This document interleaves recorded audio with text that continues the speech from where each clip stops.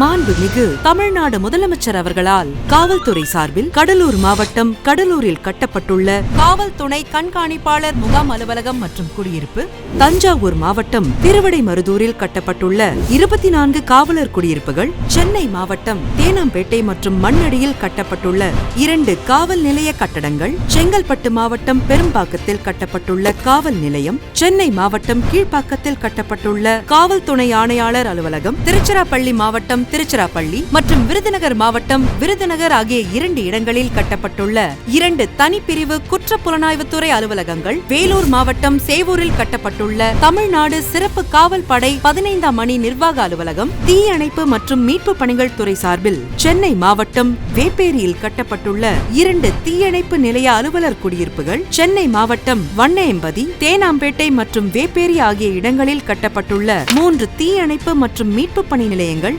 சிறைகள் மற்றும் சீர்திருத்த பணிகள் துறை சார்பில் திருநெல்வேலி மாவட்டம் பாளையங்கோட்டை சிறை வளாகத்தில் 2 சிறை அலுவலர் குடியிருப்புகள் மற்றும் தடய அறிவியல் துறை சார்பில் 2023-2024ஆம் ஆண்டு சட்டப்பேரவையில் மானிய கோரிக்கையில் வெளியிடப்பட்ட அறிவிப்பின் தொடர்ச்சியாக கோயம்புத்தூர் மற்றும் ராமநாதபுரம் வட்டார தடய அறிவியல் ஆய்வகங்களில் புதியதாக போதை மருந்து ஆய்வு பிரிவுகள் ஆக மொத்தம் 45,47 லட்சம் ரூபாய் மதிப்பீட்டில் பல்வேறு கட்டடங்கள் இன்று திறந்து வைக்கப்படுகிறது. மற்றும் மதுரை மாவட்டம் செம்பூரில் முதற்கட்டமாக 229,20 லட்சம் ரூபாய் மதிப்பீட்டில் கட்டப்பட உள்ள மதுரை மத்திய சிறைச்சாலைக்கு அடிக்கல் நாட்டியும் மேற்கண்ட பல்வேறு கட்டடங்களை திறந்து வைத்ததற்கும் மாண்புமிகு தமிழ்நாடு முதலமைச்சர் அவர்களுக்கு நெஞ்சார்ந்த நன்றி.